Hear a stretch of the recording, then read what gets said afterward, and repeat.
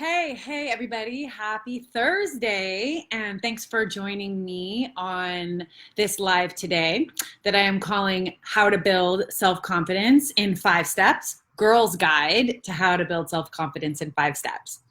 So I am doing this live. I just wrote a blog post about this, and it's a pretty long post, I'll admit. So if you want to go deeper, if you want to learn more about what we're talking about today, if you don't have time to catch this whole live, you can always go to leahpinelli.com and you can check out the whole post there. Everything that I talk about today in the live is in that blog post, How to Build Self-Confidence in 5 Steps. So I know some of you are note takers out there. You can note take away, but you can also just go to my website, leahpinelli.com. I'll put it in the comments, and you can catch all of this information there. So if we haven't met before, my name is Leah Pinelli, and I am a life coach that specializes in weight loss or natural weight for women. And I help women, what that means is I help women and girls as a byproduct ditch the diet drama. So all that mental energy, all that time that we spend worried about what we're eating and if we're eating the right foods and what we ate yesterday and whether our pants are too tight and what that number is on the scale, all of that, we get to do the work of allowing that to go away. We take care of all of that so that you can focus on what really matters most in your life, so that eating and food and nutrition becomes a habit, and you no longer have to spend a lot of mental energy taking care of that. So what does that have to do with self-confidence? Well, back in the day, I was fortunate enough to get to run for quite a few years girls groups. And I like to call them like self-empowerment groups or girl empowerment groups. And what they were groups that I got to run in public schools of on average about 30 girls per class. And we did all kinds of things in those groups. I taught yoga and meditation, but also we talked about all the things that come up for teenage girls. And if you're watching and you're a teenage girl, or if you were once a teenage girl, you probably remember all of the drama in the teenage girl's brain, right? Like all the stuff about fitting in and who am I, and do I have the right clothes? Do I have the right look? Am I saying the right things? Am I smart? Am I not smart? Like, who am I in this world, right? It's not an easy time. Being a teenager is not easy. Hi, Lisa. Thanks for joining. So being a teen isn't easy, right? And one of the questions that I would get asked all the time in my girls groups was, they'd say, Miss Pinelli, how do I build confidence? Because girls know, right? Like they know when they're lacking confidence. They know when they aren't feeling great, and they were yearning for confidence, and they just wanted somebody to tell them how to do it. Well, since I've become a life coach, it just so happens that that's one of the most common questions that I get from my adult female clients, right? So I coach women, and I get that question all the time from clients, right? When we start to dig deeper into the reasons that they're overeating and the reasons that they are not, that they're over-hungering and over-desiring for food, has a lot to do with like an underlying confidence issue. And a lot of times women aren't aware of it at the outset. It's like, it's not on the surface, but they become aware of it through coaching. So I realized, I'm like, this question has been asked of me so many times by teens and adult women alike. And so many people have asked me this question when it comes to, how do I help someone else build confidence? How do I help my daughter build confidence? Or I've had teachers ask me, how do I help this kid feel more confident? Right? It seems like nobody's really like written the manual on building confidence. Yet there is an answer, like there is a way, and I'm going to share that with you today. So before I share with you the 5 steps for how to build self-confidence and how to help maybe someone else build self-confidence, I want to share with you why self-confidence matters. And I'd like you to think about that for yourself for just a second. Hi, Kelly. Thank you for joining. So I want you to think about that for just a minute. Why does self-confidence matter, right? Like people get through life all the time having really low self-confidence. You might even know somebody. It might even be you. So why does self-confidence matter? The reason self-confidence matters is because self-confidence is the number one indicator of your potential to reach your goals, right? So anytime you set a goal, if you have really high self-confidence, you are far more likely to get there than if you have low self-confidence. There's a direct correlation with somebody's self-confidence and how they show up in the world. There's a direct correlation between confidence and women in leadership positions, right? So we want more of that, right? We want more women and more girls to be flooded with confidence, to have really high confidence levels so that we women and girls can go out and change the world, right? Like there is work to be done, right? That's coming from women. But if we aren't confident that we can get out there into the world and that we can make these changes and that we can meet these goals and do these tasks, we're going to keep retreating to the backstage and letting men, no offense men, but letting men run the show, right? And we all know that men typically are kind of known for having more confidence than women in general, right? Especially in the business world and in the leadership world. I could go on and on about that. I won't. So the reason confidence matters is because there's a direct correlation with how confident you are and how likely you are to reach your potential. And if you have a daughter, that matters to you a lot, right? Like nothing is more crushing than even thinking about your daughter not reaching her potential, knowing, and I know some of your daughters, people who are watching, knowing how amazing these women and girls are, right? So that is the number one reason why it matters, because we want women and girls achieving those goals. We want them to be achieving at the highest levels. And you deserve to be achieving at the highest level. You deserve, as a mama or a mentor or a teacher or just somebody who works with and cares about girls, regardless of your gender identity, you deserve to achieve at the highest level. So this is not actually specific to girls. This is applicable to boys as well. But my focus is always on girls. So here's the first thing I want you to know.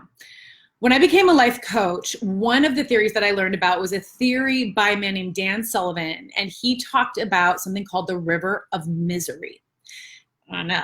So anytime you are going after a big goal, right? So we're sticking with this idea about goals. Anytime you're going after a big goal, something that you really want, whether it's for, let's say for girls, whether, maybe it's to get into college or to graduate from college, to land that dream job.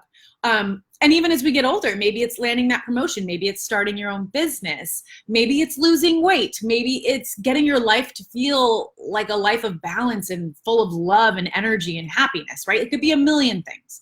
Whenever you have a goal that feels a little bit big and a little bit scary and like a big challenge, we tend to go through what's called the river of misery. And this is totally applicable to weight loss, because I know a lot of you watching follow me because of the weight loss stuff.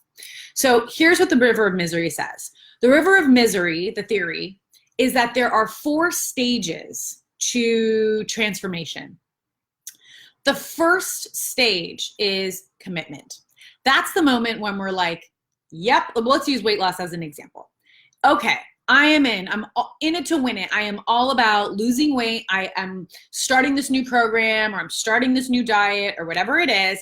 I'm all in, right? And you're gung-ho, and you know what I'm talking about right now, right? Where you've got all this energy and you go to the grocery store and you buy all the things and you maybe tell everybody about it. Or if you've been dieting for your whole life, like some of us, maybe you tell nobody, maybe one person about it. But either way, you're committed. Like, this time it's going to be different. I'm going to do it. I'm going to kill it. I'm all in. That's the commitment phase. That phase usually feels kind of good, maybe a little bit scary, but good, right?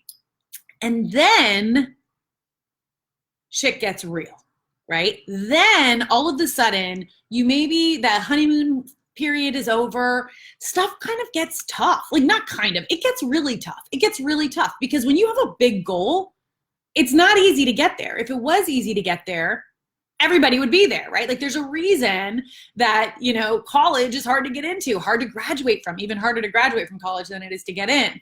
There's a reason that weight loss is challenging and that so few people are able to lose weight and actually keep it off. There's a reason. It's because it's hard, right? So when it gets hard, when it gets really hard, that's where phase 2 of the river of misery comes in. The second phase of River of Misery is courage. So first is commitment, second is courage. What is it about courage? So here's the thing. A lot of people think that courage means that you're fearless. And it's actually the opposite. Courage is when you're afraid, like, so you committed to the diet or whatever it is, you committed to the program, and now it's getting hard, and now you're afraid. You start having thoughts like, this is too hard. I'm not going to make it. This isn't working. I'm not losing weight, whatever it is. You start having all the thoughts about, this isn't going to work. This isn't going to happen for me. I'm not going to make the goal. That's fear talking.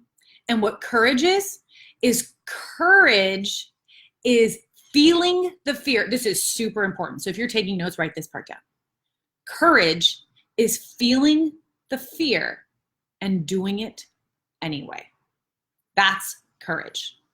So a lot of times what happens is people feel the fear and they're out. I'm done. I'm feeling fear. This is getting hard. This is super uncomfortable. It's not supposed to be this way. It should be easy. I shouldn't be feeling this. And it is so much easier to get a pint of Ben and Jerry's and sit down in front of Netflix and enjoy your day, right? Like that is so much easier than feeling the fear and continuing. Proceed, right? So most people stop here. And that's why most people don't get massive transformation in their life. That's why most people don't achieve their weight loss goals. And if they do, they don't keep it off. That's why so many people, when they get to college, drop out because they weren't prepared to feel the fear and do it anyway. Okay? So that's number 2. Commit. And then courage. And remember, these are phases, like you're going down a river. And you'll know when you're in the courage phase when you start thinking that maybe it's time to quit.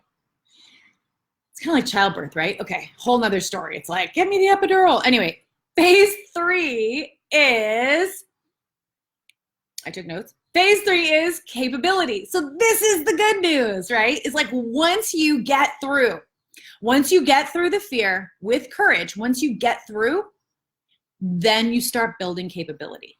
Then you start building the skill set that's required to make it to your goal. But you never get to capability. You never really start building that real skill set that's going to get you to goal and keep you there, that's going to get you to target weight or whatever it is and keep you there, that's going to get you to college and keep you there, that's going to land you the dream job and keep you there. You're not going to get there unless you get through the courage phase. So courage, and then you build capability. And guess what capability does, everybody? It's probably no big surprise, but think about something that you're really capable at. Like, as my coach says, pouring a glass of water.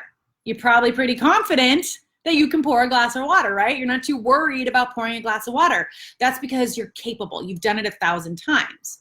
But if I asked you to get into Yale or to, lose 30 pounds, you might be like, I don't know if I'm capable, right?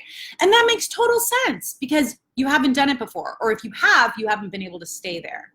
So the capability is what breeds the confidence. And that is how confidence is built.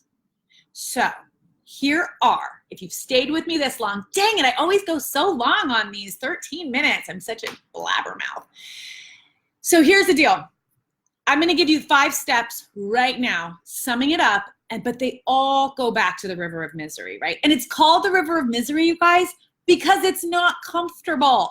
And it's not supposed to be. Growth isn't comfortable, right? Like, it's not comfortable, but there is freedom on the other side. Once you've built that confidence, think about how confident you feel pouring that glass of water. You're like, no problem, I got that. Like, no problem. Right? So really think about how you can rest in confidence once you get there. It's work to get there. You can do it. You can do hard things. Here's the 5 steps. 1, you're going to set a goal. You can make this goal as big or as small a goal as you want, and you can tell your sweet loved one, the young woman in your life, set a goal. Whatever her goal is, whatever your goal is, you're going to set a goal. And maybe make it a little bit uncomfortable. Because the next step then, like a big goal, the next step then is to find your why. Why do you want to achieve this goal? This is critical. Because without your why, you will so easily get thrown off course. You will forget. Your lizard brain, your toddler brain will do so much fast talking, you will completely forget why this was important, right? When the chocolate cake comes out and you weren't expecting chocolate cake at that party, all of a sudden you're like, oh, my goal, I totally forgot about my goal, right? So really remembering why you're doing this. What are the reasons? Who will be impacted if you achieve this goal? Really think about this. It's not just you, right? You're not setting this goal for you. So many people are impacted when girls achieve their goals, right? It's not just you. It's your daughter. It's your mother. It's your sister. It's your husband. It's your wife. It's your family. It's your community. I mean, the ripple effect, right? So find your why. And then the second question for the why is, what's at stake if you don't do this? If you don't achieve this goal, what will you lose? Right? So if this is a girl who wants to go to college, if you don't get there, what will change for you in your life? If this is for one of my clients that has a weight loss goal, if you don't get there, what's at stake? What will you lose? Then your third step is to commit. And this is where you got to get real serious with yourself. Don't bullshit yourself here. We are so good at bullshitting ourselves with commitment. Like, oh yeah, we'll totally do that. But you kind of know in the back of your head that you won't. That's not what this is. You're going to make a serious commitment to yourself, right? And you've got some practice with that, so I trust that you can do that. Then you're going to make a plan. And as I said in my article, when I wrote the article about this, it's on my website, make a plan for how to get there. So whether it's getting into college or losing weight, hiring a coach, whatever it is, make a plan to get there. And if you don't know how to get there, Google it, right? Just Google it. You'll figure it out. You're intelligent women out there. And then the last step, and this is number 5, and this is so important. Of all steps, this step is by far the most important step of all of this. And I talk about this with my clients a lot, and that is follow through. So once you've made a plan, so you've set a goal, you found your why, you made a commitment to that goal, you made a plan to get there, and this is where usually everybody bows out, because this is where it gets hard, and this is where it gets uncomfortable, and this is where the courage in the river of misery comes into play, is you have to have the courage to follow through with every single thing that you put in your plan. Stuff's gonna fail in your plan. You're gonna think that it's gonna work for you to, to eat popcorn 3 days a week. And then you're going to find that you're not losing weight. So you decide to change the plan and stop eating popcorn, like whatever, like personal experience, but whatever, right? But the point is it's not that you can't change things in the plan, but you have to follow through with every single thing that you put in your plan before you decide if it works or not, right? The follow through is the key, because this is where we, especially as women, lose it. We don't follow through with our word to ourselves. We are so good at following through with family, with kids, with bosses, with coworkers, right? Like we're so good at coming through for everybody else. But then when you make a commitment to yourself that you are going to, not drink wine tonight when you get home from work, or you're gonna, go take a walk with your dogs and your kids or whatever it is, like, and then you get home and you're like, oh, I'm really tired. Like the TV looks so good. I don't know what's going on in the world. I'll just turn on the news and I'll just pour myself a glass of wine. Forget it. It's not a big deal. That thinking right there, that's what prevents us from getting to our goal. It's not that you don't deserve to kick your feet up and relax and watch the news and drink a glass of wine, but you made a commitment to yourself for something higher, something bigger, something that you were destined to do. Right? And so when you don't follow through on yourself, you just taught yourself a lesson that you don't really matter that much. And what you say doesn't really matter. Thank you, UPS. What you say doesn't really matter that much. So of course you're not going to meet your goals. Of course you're not going to reach your potential, because your brain knows, yeah, she's setting this goal to lose 50 pounds, or yeah, she's setting this goal to open a yoga studio, or yeah, she's making this plan, but I know her. And she's totally going to give in to the TV and the popcorn, like it's fine. We don't have to effort too much. Don't worry. She'll give up on this goal soon, right? Because you have so many times, right? I have. I mean, this was one of my biggest lessons in my life is how often I didn't follow through for myself. Like I said I was going to do something for me and I didn't do it. Oh, I don't have to go to yoga today. Oh, I don't have to eat what I plan to eat. Oh, I don't have to go to class or whatever it is. Safa, hi. I'm just wrapping up. This is going so long. But that's where we as women completely drop the ball on ourselves. Because we think it doesn't matter, because we think we can come second or third or fourth, and then we actually never come at all. No pun intended. But we actually never, ever really get there because we prioritized everything else. And then we felt exhausted. So we poured a glass of wine and watched a movie instead, right? So this is my challenge to you. My challenge to you is the 5 steps: set a goal, find your why, commit to that decision, make a plan, and then follow through on every single step that you put in your plan, no matter what.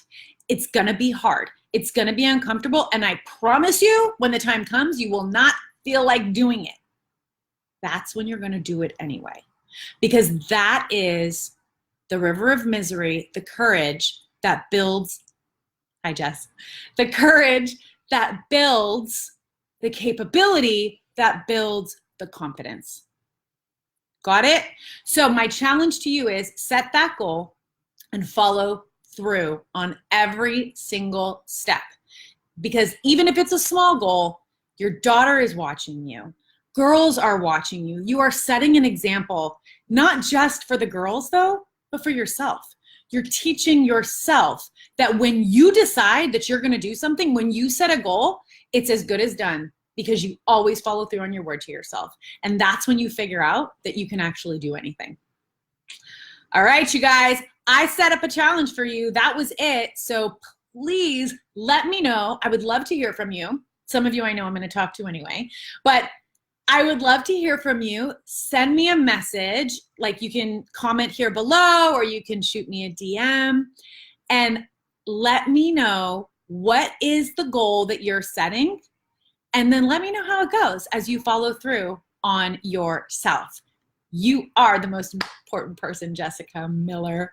All right, you guys, I talked and talked and talked today. So let me know if this was helpful. Let me know if there was something else that you wanted to hear from me on. And I hope you all have a beautiful Thursday. Talk soon.